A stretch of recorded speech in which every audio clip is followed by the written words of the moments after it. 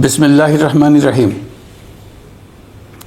প্রিয় দেশবাসী, শিশু, কিশোর কিশোরী, তরুণ তরুণী, ছাত্রছাত্রী, বয়স্ক বৃদ্ধ, নারী পুরুষ সবাইকে আমার সালাম জানাচ্ছি। আসসালামু আলাইকুম।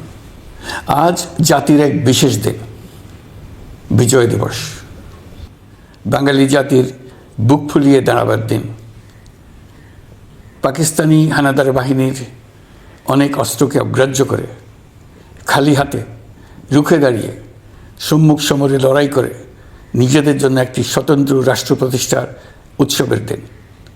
এই দিনে স্মরণ করি লক্ষ লক্ষ শহীদদেরকে, অগণিত শিশু কিশোর, তরুণ তরুণী, যুবক যুবতী, বৃদ্ধ জনতার আত্মত্যাগকে, যার ফলে স্বাধীনতা অর্জন সম্ভব হয়েছিল। কিন্তু আমরা সেই অর্জনকে আমাদের দোষে সম্পূর্ণতা দিতে পারিনি। সর্বশেষ এবং প্রচণ্ডতম আঘাত হানল এক স্বৈরাচারী সরকার। সে প্রতিজ্ঞা করেই বসছিল, এদেশের মঙ্গল হতে পারে এমন কিছুই সে অবশিষ্ট থাকতে দেবে না। এবছরের বিজয় দিবস বিশেষ কারণে মহানন্দের দিন। মাত্র 4 মাস আগে একটি অসম্ভব সম্ভব হয়ে গেল। দেশের সবাই মিলে একজোটে হুঙ্কার দিয়ে উঠল, পৃথিবীর ঘৃণ্যতম স্বৈরাচারী শাসককে পালিয়ে যেতে বাধ্য করে আমাদের প্রিয় দেশকে মুক্ত করেছে ছাত্র জনতার সম্মিলিত অভ্যুত্থান। যে হাজার হাজার শহীদ এবং আহতদের আত্মত্যাগ এবং ছাত্র জনতার অটুট ঐক্যের মাধ্যমে এই গণ অভ্যুত্থান সম্ভব হলো, তাদের সবাইকে স্মরণ করি এবং আজ এবারের মহাবিজয়ের দিনে সমগ্র জাতির পক্ষ থেকে তাদের প্রতি সশ্রদ্ধ সালাম জানাই। নাগরিক অধিকার ও মর্যাদা নিশ্চিতের জন্য, গণতন্ত্রের জন্য একটি বৈষম্যহীন দেশ গড়ার তাগিদে ছাত্র জনতা স্বৈরাচারীর রক্তচক্ষুকে উপেক্ষা করে রক্ত দিয়ে 4 মাস আগে নতুন বাংলাদেশ গড়ার জন্য যে ঐক্য গড়ে তুলেছিল, সে ঐক্য এখনও পাথরের মতো মজবুত আছে। মাত্র কয়েকদিন আগে জাতি আবার গর্জে উঠে সমগ্র পৃথিবীকে সে কথা জানিয়ে দিয়েছে। যখন পরাজিত শক্তি নড়ে চড়ে ওঠার চেষ্টা করছিল, সকল রাজনৈতিক দলের এবং সকল ধর্মের শীর্ষ ব্যক্তিদের এবং ছাত্রদের সমাবেশের মাধ্যমে এক কণ্ঠে সজোরে ঘোষণা দিয়েছিল, আমরা যে নিরেট ঐক্যের মাধ্যমে অভ্যুত্থান করেছি সে ঐক্য আরও জোরদার হয়েছে। 4 মাসের ব্যবধানে আমাদের ঐক্য কোথাও শিথিল হয়নি। নতুন বাংলাদেশ গড়ার সংকল্পে আমরা অটুট আছি।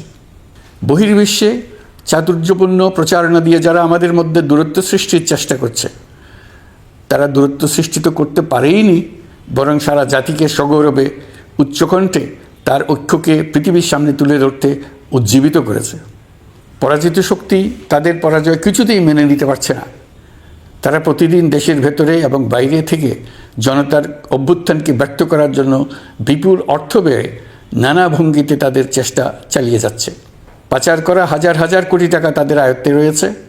তাদের সুবিধাভোগীরা সর্বত্র ছড়িয়ে আছে। আমাদের ঐক্য অটুট থাকলে তারা আমাদেরকে আমাদের লক্ষ্য অর্জন থেকে ব্যর্থ করতে পারবে না।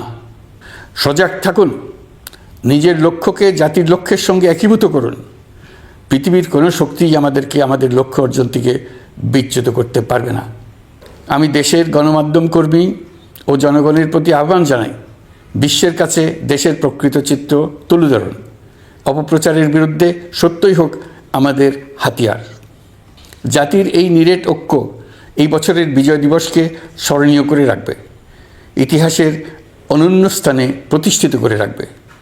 এই ঐতিহাসিক অর্জনের জন্য দলমত নির্বিশেষে দেশের সকল তরুণ তরুণী, যুবক যুবতী, বৃদ্ধ বৃদ্ধা সবাইকে আমার অভিনন্দন জানাচ্ছি। এই ঐক্যের জোরে আমরা আমাদের সকল সমস্যার দ্রুত সমাধান নিশ্চিত করতে পারব। এই বিজয় মাসে আমাদের গণ অভ্যুত্থানকে অভিনন্দন জানাবার জন্য, আমাদের বিজয় দিবসে যোগ দেবার জন্য ঢাকায় এসছেন পূর্ব তিমুরের রাষ্ট্রপতি, নোবেল শান্তি পুরস্কার বিজয়ী প্রেসিডেন্ট হোসে রামোস হর্তা। তিনি তার দেশের মুক্তিযুদ্ধে নেতৃত্ব দিয়েছেন। আমাদের দেশের মুক্তিযুদ্ধ তাকে অনুপ্রাণিত করেছিল। 2002 সালে পূর্ব তিমুর স্বাধীন রাষ্ট্র হিসেবে প্রতিষ্ঠিত হয়। আমাদের জাতীয় উৎসবে শরীক হওয়ার জন্য জাতির পক্ষ থেকে তাকে আমরা স্বাগত জানাচ্ছি। কয়েকদিন আগে ইউরোপীয় ইউনিয়নের ১৯ জন রাষ্ট্রদূতের সঙ্গে আমার বৈঠক হয়েছে। এই প্রথমবারের মতো ইউরোপিয়ান ইউনিয়নের প্রায় সকল দেশের রাষ্ট্রদূতগণ একসঙ্গে ঢাকায় এসে সরকারের সঙ্গে বৈঠক করলেন। এই দেশগুলোর বেশিরভাগ দূতাবাস দিল্লিতে। তারা অনেকেই আগে কোনো দিন ঢাকায় আসেনও নি। এটি একটি ঐতিহাসিক ঘটনা। একত্রে ঢাকায় আসলেন শুধু এই বার্তা দেওয়ার জন্য যে ইউরোপীয় ইউনিয়ন বাংলাদেশকে সর্বোচ্চ সমর্থন ও সহযোগিতা দেওয়ার জন্য প্রস্তুত। অন্তর্বর্তীকালীন সরকারের সংস্কার উদ্যোগ এবং গণতান্ত্রিক পদ্ধতিতে নির্বাচনের প্রক্রিয়ার কথা আমি তাদেরকে জানিয়েছি। সেটিতে তারা পূর্ণ সমর্থন জানিয়েছেন এবং সরকারকে সর্বোচ্চ সহযোগিতা করবেন বলে জানিয়েছেন। বাংলাদেশের বিরুদ্ধে অপপ্রচার এবং ভুল তথ্য প্রচারের বিষয়েও আমি ইউরোপীয় ইউনিয়নের কূটনীতিকদের জানিয়েছি। ইউরোপীয় দেশগুলোর মধ্যে যাদের ভিসা অফিস নয়াদিল্লিতে আছে তাদেরকে ঢাকা বা অন্য কোনো প্রতিবেশী দেশে ভিসা অফিস নিয়ে আসার জন্য আমি অনুরোধ করেছি। আমি বলেছি ইউরোপীয় দেশগুলোর বিশ্ববিদ্যালয়ে ভর্তির জন্য অনেক বাংলাদেশি শিক্ষার্থীর ভিসা পেতে সমস্যা হয়। তারা যদি ভিসা সেন্টার ঢাকায় নিয়ে আসেন তাহলে আমাদের ছেলে মেয়েদের ভোগান্তি কমে যাবে। এছাড়া অর্থনৈতিক ও সামাজিক ক্ষেত্রে তাদের সহযোগিতার মাত্রা বাড়ানোর বিষয়ে আমি আলাপ করেছি। বিশ্বব্যাংক সহ অন্যান্য সকল দাতা প্রতিষ্ঠানসমূহের কাছে আমাদের অর্থনীতির ভবিষ্যৎ সম্বন্ধে আস্থা প্রতিষ্ঠিত করতে অন্তর্বর্তীকালীন সরকার সক্ষম হয়েছে। তারা নতুন উদ্যোগে এবং নতুন উৎসাহে আমাদের সঙ্গে নতুন আর্থিক সম্পর্ক গড়ে তুলতে এগিয়ে এসছে। অর্থনীতির সাফল্যের ব্যাপারে দেশে এবং বিদেশে আস্থার সৃষ্টি হয়েছে। অন্তর্বর্তী সরকার যখন দায়িত্ব গ্রহণ করে অর্থনীতি তখন ভেঙে পড়ার অবস্থায়। গত 4 মাসে এই অবস্থার বিরাট পরিবর্তন হয়েছে। ব্যাংকিং ব্যবস্থায় আস্থা এবং নিয়ম শৃঙ্খলা ফিরে আসছে। কোনো ব্যাংক বন্ধ করে দিতে হয়নি। ব্যাংক যত দুর্বলই হোক তাকে টিকিয়ে রাখার ব্যবস্থা করা হয়েছে। প্রথম দিকে আমানতকারীর টাকা উত্তোলনের ব্যাপারে বিধিনিষেধ আরোপ করা হয়েছিল, এখন সেটা তুলে দেওয়া হয়েছে। বাংলাদেশ ব্যাংক সকল ব্যাংককে আমানতকারীর আমানত ফেরত দেওয়ার জন্য নতুন টাকার সরবরাহ দিতে প্রস্তুত হয়েছে। আশা করি এতে ব্যাংকিং ব্যবস্থায় সকলের আস্থা ফিরে আসবে। প্রিয় দেশবাসী, আমাদের সরকারের শুরুতেই একটি কমিটি নিয়োগ করেছিলাম, শ্বেতপত্র প্রণয়ন কমিটি। এই কমিটির কাজ ছিল অভ্যুত্থানের পর অর্থনীতি কোন পরিস্থিতিতে যাত্রা শুরু করলো তার একটা দলিল রচনা করা। এতে কি পেলাম না তার একটা চিত্র তুলে ধরার দায়িত্ব দেওয়া হয়েছিল এই কমিটিকে। ডক্টর দেবপ্রিয়ের সভাপতিত্বে গঠিত 12 সদস্যের শ্বেতপত্র প্রণয়ন কমিটি নির্ধারিত সময়ে এই কঠিন কাজ সম্পন্ন করে আমাদের কাছে 400 পৃষ্ঠার একটা বিস্তারিত রিপোর্ট পেশ করেছে। রিপোর্ট পড়ে দেশের মানুষ হতভম্ব হয়ে গেছে। দেশে বিদেশে অনেক প্রতিষ্ঠান ও ব্যক্তি গভীর আগ্রহ নিয়ে এই রিপোর্টটি সংগ্রহ করছে। দেশের মধ্যে পত্রপত্রিকা, সেমিনার, আলোচনা সভা, টেলিভিশনে এই নিয়ে প্রচুর আলোচনা হচ্ছে। ফ্যাসিবাদী সরকার দেশের অর্থনীতিকে ভেঙে দিয়ে গেছে এটা সবাই বুঝতে পারছিল, কিন্তু অর্থনীতিকে কী পরিমাণ ধ্বংসস্তূপে পরিণত করে দিয়ে গেছে তার পরিমাপ সম্বন্ধে কোনো ধারণা করতে পারছিল না। শ্বেতপত্র প্রণয়ন কমিটি হিসেব নিকেশ করে এর পরিমাণ বের করে দিয়েছে। এই রিপোর্ট পড়ে সকলে অবিশ্বাস্য চোখে একে অপরের দিকে তাকাচ্ছে। কারো মুখে কথা বেরোচ্ছে না। দিন দুপুরে সকলের সামনে থেকে হাজার হাজার কোটি টাকা ব্যাংক থেকে পাচার করে নিয়ে গেছে। কেউ বলার ছিল না, কেউ দেখার ছিল না। যারা নিয়ে গেছে তাদেরকে কেউ বাধা দেয়নি, বরং সর্বস্তরে সবাই আগ্রহ সহকারে তাদের সঙ্গে সহযোগিতা করেছে। কারণ তারা সব আপন লোক। বিশাল বিশাল প্রকল্প নেওয়া হয়েছে ঋণের টাকায়। এসব প্রকল্পের মোড়কে বিশাল বিশাল অর্থ লুটপাট করেছে। প্রকৃত ব্যয়ের চাইতে কত বেশি ব্যয় ধরে কাদের হাতে টাকাটা পাচার করে দেওয়া হয়েছে তাও এই প্রতিবেদনে তুলে ধরা হয়েছে। শ্বেতপত্র প্রণয়ন কমিটি তাদের প্রতিবেদনে তুলে ধরেছে যে বার্ষিক উন্নয়ন ব্যয়ের প্রায় অর্ধেক টাকায় লুটপাট হয়েছে।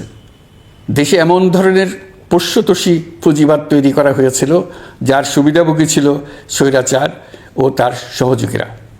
প্রতিবেদনে উল্লেখ করা হয়েছে যে নির্দিষ্ট কিছু গোষ্ঠীকে সুবিধা দিতে যে পরিমাণ কর ছাড় দেওয়া হয়েছে সেটা অর্ধেকে নামিয়ে আনা গেলে দেশের শিক্ষা বাজেট দ্বিগুণ, স্বাস্থ্য বাজেট 3 গুণ করা সম্ভব ছিল।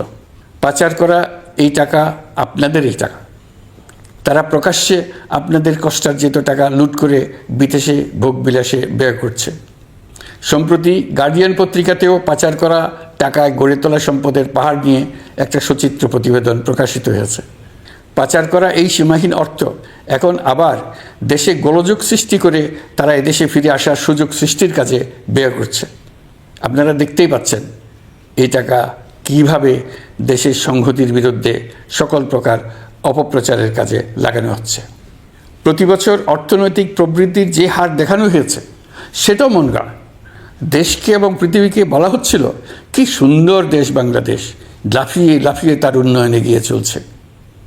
এখন বাংলাদেশ ব্যাংকের বড় কাজ হলো পাচার করা টাকা দেশে ফিরিয়ে আনা। তারা তাদের সর্বোচ্চ ক্ষমতা দিয়ে সেটা চেষ্টা করছে।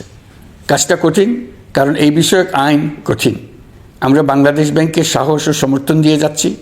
বারবার বলছি, অন্তর্বর্তী সরকারের আমলে আংশিক টাকা হলেও যেন ফেরত আনা যায়। প্রিয় দেশবাসী, অন্তর্বর্তীকালীন সরকার দায়িত্ব নেওয়ার পর বিভিন্ন খাতে সংস্কারের লক্ষ্যে গুম কমিশন সহ 15টি কমিশন গঠন করেছে। এসব কমিশন পূর্ণ উদ্যমে তাদের কাজ করে যাচ্ছে। গুম কমিশন গত পরশু তাদের প্রতিবেদনের প্রথম খণ্ড আনুষ্ঠানিকভাবে পেশ করে গেছেন।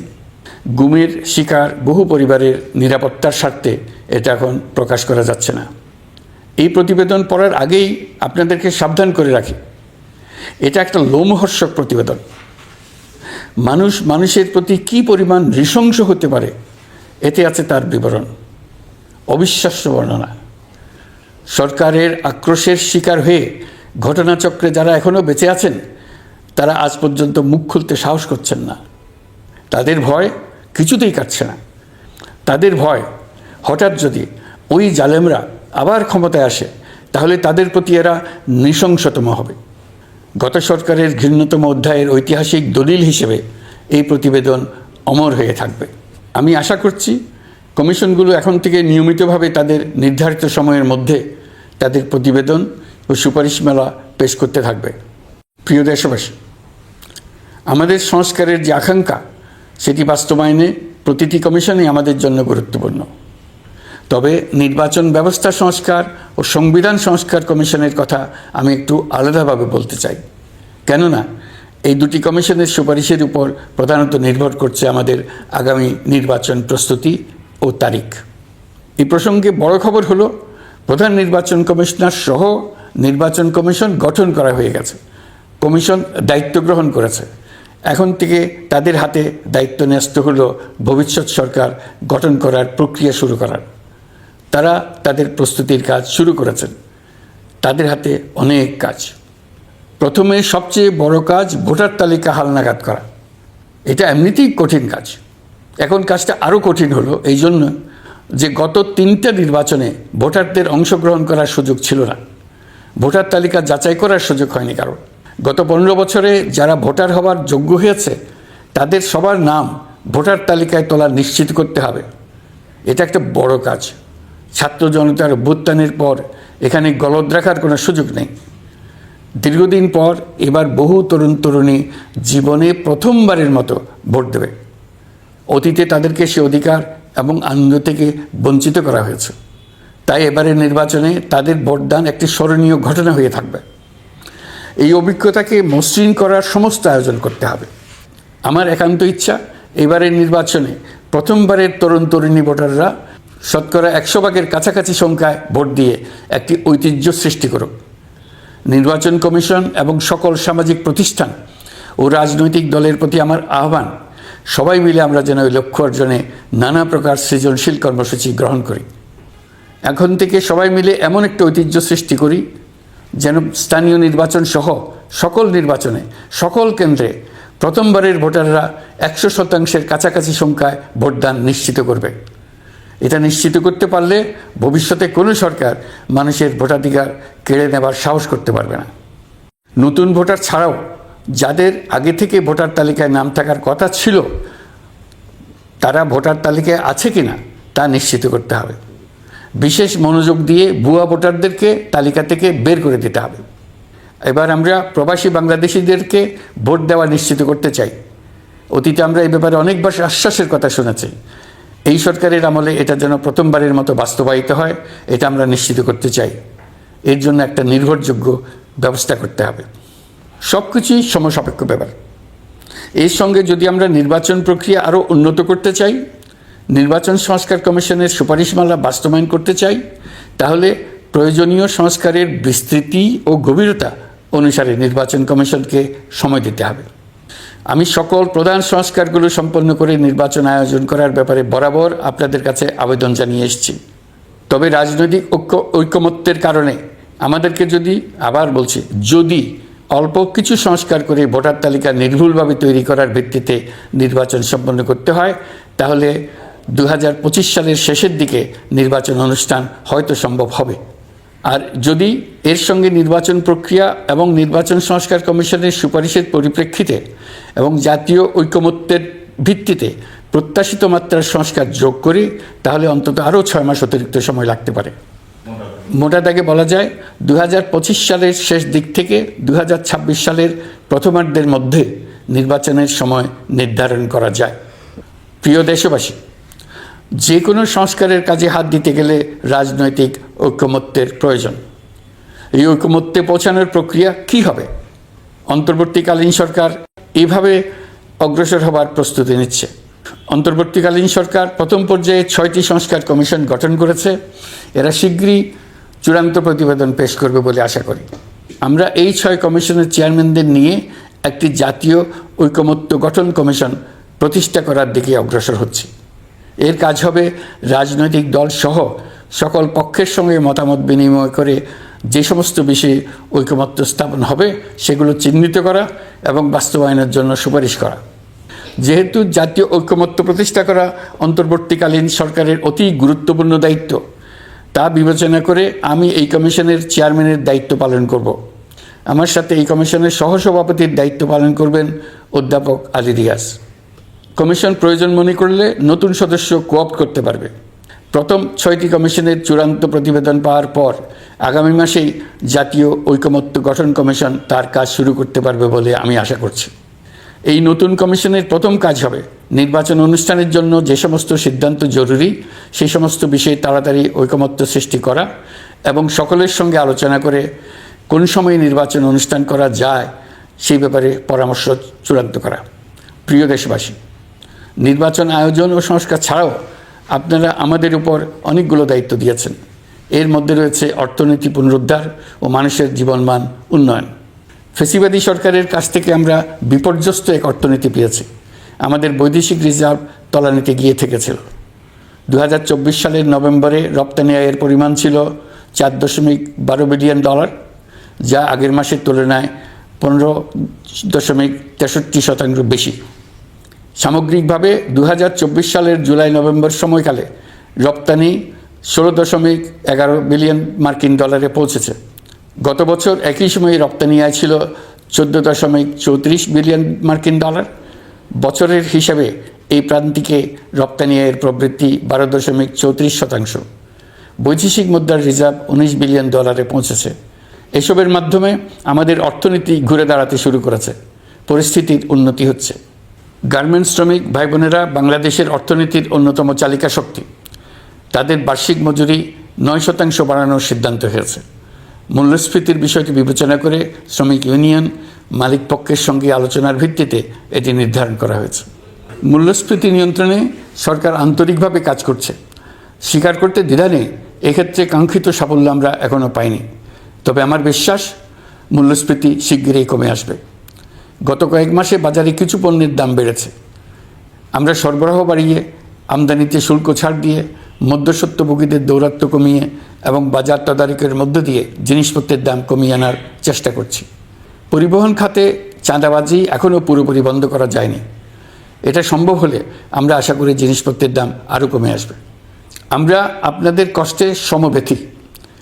তবে আমরা জানি সরকারের কাজ কেবল সমবেদনা জানানো নয়।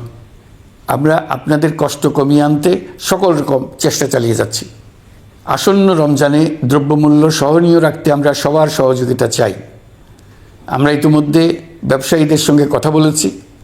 তারা আমাদের কাছে ওয়াদা করেছে বাজারে পণ্য সরবরাহে কোনো সংকট হবে না। অতিরিক্ত মুনাফার লোভে যদি কেউ কৃত্রিম কোনো সংকট সৃষ্টির চেষ্টা করে আমরা তাকে কঠোর হাতে দমন করব। বাজার সিন্ডিকেটের দৌরাত্ম্য বন্ধ করতে বিকল্প কৃষি বাজার চালু করার লক্ষ্যে আমরা কাজ করে যাচ্ছি। প্রিয় দেশবাসী, হত্যাযজ্ঞের সাথে জড়িত পতিত স্বৈরশাসক ও তার দোসরদের বিচার কার্যক্রম এগিয়ে চলছে।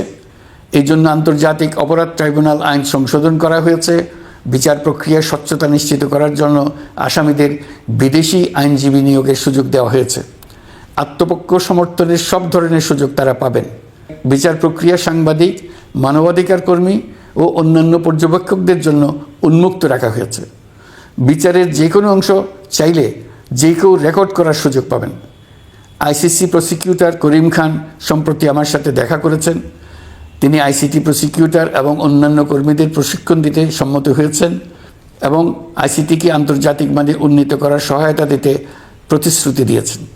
আলাদাভাবে আমরা গণহত্যাকারীদের বিরুদ্ধে আন্তর্জাতিক অপরাধ আদালতে মানবতা বিরোধী অপরাধের মামলা করব বলে তাকে জানিয়েছি। প্রিয় দেশবাসী, জুলাই বিপ্লবে বাংলাদেশের ছাত্র শ্রমিক জনতা মিলে যেই অসাধ্য সাধন করেছে তার অন্যতম শক্তিশালী ভূমিকায় ছিল এদেশের নারীরা। ফেসিবাদী শক্তির প্রাণঘাতী অস্ত্রের সামনে হিমালয়ের মতো দাঁড়িয়েছিল আমাদের মেয়েরা। স্কুল, কলেজ, বিশ্ববিদ্যালয়ের ছাত্রী, শিক্ষক, অভিভাবক, চাকরিজীবী, শ্রমজীবী, সকল পেশার, সকল বয়সের নারীরা এই আন্দোলনে বিরাট ভূমিকা রেখেছে। এই বছর বেগম রোকেয়া দিবসে দেশজুড়ে আন্দোলনে নারীদের আত্মত্যাগ ও ভূমিকার বিষয়ে বড় আকারে আলোচনা হয়েছে। ওই দিন জুলাই কন্যারাও ঘোষণা দিয়েছে তারা তাদের কথা কাউকে ভুলে যেতে দেবে না। অন্তর্বর্তীকালীন সরকার নারী অধিকার রক্ষায় নারী বিষয়ক সংস্কার কমিশন করেছে। শিগগিরই তারা তাদের রিপোর্ট দেবে। জুলাই কন্যারা ঘোষণা দিয়েছে প্রতি বছর 10 ডিসেম্বর তারিখে নির্ধারিত সময়ে সারা দেশে সকল পরিবারের নারী, শিশু, কিশোরী, তরুণী, মহিলা, বৃদ্ধা একসঙ্গে নিজ নিজ নির্ধারিত স্থানে, সেটা উঠান হোক, বাড়ির সামনে রাস্তায় হোক, সমাবেশ করে দেশের অর্ধেকাংশ মানুষের অস্তিত্বের কথা সারা জাতিকে স্মরণ করিয়ে দেবে, তাদের আশা আকাঙ্ক্ষার কথা জানিয়ে দেবে। যেই তরুণীরা জুলাই আন্দোলনে সামনের সারিতে থাকলো তারা নতুন বাংলাদেশ গড়ার প্রত্যয় থেকে আর কোনো দিন সরে যাবে না। তারা শুধু নতুন বাংলাদেশ নয়, নতুন এক পৃথিবী গড়ে তোলার মহাকর্মযজ্ঞে বাংলাদেশের সকল বয়সের নারীদের সঙ্গে নিয়ে নেতৃত্ব দেবে। সবশেষে এই বিজয়ের মাসে আমি বাংলাদেশের দল, মত, জাতি, ধর্ম, বর্ণ, বয়স নির্বিশেষে সবাইকে ঐক্যবদ্ধ থাকার আহ্বান জানাচ্ছি। শক্তিশালী স্বৈরাচারী সরকারকে জাতীয় ঐক্যের মাধ্যমেই আমরা হটাতে পেরেছি। তারা এখনও সর্বশক্তি দিয়ে জাতিকে বিভক্ত করার চেষ্টা চালিয়ে যাচ্ছে। সাম্প্রদায়িক রাজনীতির মাধ্যমে জাতীয় ঐক্যকে নস্যাৎ করতে চাচ্ছে, একের প্রতি অন্যের বিষ উগড়ে দিতে চাচ্ছে। তাদের এই হীন প্রচেষ্টাকে কোনোভাবেই সফল হতে দেবেন না। প্রিয় দেশবাসী, এটা আমাদের বিজয়ের মাস। 16ই ডিসেম্বরে যুদ্ধ জয় করে পৃথিবীর বুকে বাঙালি জাতির একটা স্বাধীন রাষ্ট্র প্রতিষ্ঠার মাস, শত্রুকে চূড়ান্তভাবে পরাজিত করার মাস, নিজের শক্তিকে আবিষ্কার করার মাস। এই বিজয়ের মাসে আমরা সকল প্রস্তুতি নিয়ে দৃঢ় পদক্ষেপে নতুন বাংলাদেশ গড়ার যাত্রা শুরু করলাম। এই যাত্রা শুভ হোক, গন্তব্যে পৌঁছানো নিশ্চিত ও আনন্দদায়ক হোক। বিজয়ের মাস হোক নারী, পুরুষ, ধর্ম, বর্ণ, রাজনৈতিক পরিচয় নির্বিশেষে জাতির মহা ঐক্যের মাস। বিজয়ের মাস হোক ছাত্র জনতার অভ্যুত্থানকে স্মরণ করে নতুন বাংলাদেশ গড়ার শপথ দৃঢ়তার সঙ্গে পুনর্ব্যক্ত করার মাস। বিজয়ের মাস হোক নতুন বাংলাদেশ গড়ার লক্ষ্যে তরুণদের প্রচণ্ড দুঃসাহস প্রকাশের মাস। বিজয়ের মাস হোক নাগরিকদের পরস্পরের মধ্যকার সম্পর্ক স্থায়ীভাবে ভয়বিহীন থাকবে এমন এক সমাজ গড়ার মাস। সংখ্যালঘুদেরকে সংখ্যাগরিষ্ঠদের ভয়ে ভীত হতে হবে না, নারীকে পুরুষের ভয়ে ভীত হতে হবে না, বিত্তহীনকে বিত্তবানদের ভয়ে ভীত হতে হবে না, নিজের মত প্রকাশে কারো ভয়ে ভীত হতে হবে না। বিজয়ের মাস হোক অসম্ভবকে সম্ভব করার প্রতিজ্ঞা নেবার মাস। প্রিয় দেশবাসী, শিশু, কিশোর কিশোরী, তরুণ তরুণী, ছাত্রছাত্রী, বয়স্ক, বৃদ্ধ, পুরুষ, নারী, আসুন আমরা প্রাণ ভরে বিজয়ের মাস উদযাপন করি। সকলকে বিজয়ের মাসের শুভেচ্ছা জানাচ্ছি। এই বিজয়ের মাস জাতির জন্য এক নতুন দিগন্তের সৃষ্টি করুক। আপনাদের সবাইকে আবার আমার সালাম জানাচ্ছি। আসসালামু আলাইকুম। মহান আল্লাহ আমাদের সহায় হন। আল্লাহ হাফেজ।